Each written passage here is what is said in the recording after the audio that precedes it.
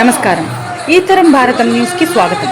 రాష్ట్ర వ్యవసాయ సహకార చేనేత మార్కెటింగ్ శాఖ మంత్రివర్యులు శ్రీ తుమ్మల నాగేశ్వరరావు తనయుడు శ్రీ తుమ్మల యుగేందర్ జన్మదిన వేడుకలు ఖమ్మం నగరంలో ఘనంగా జరిగాయి.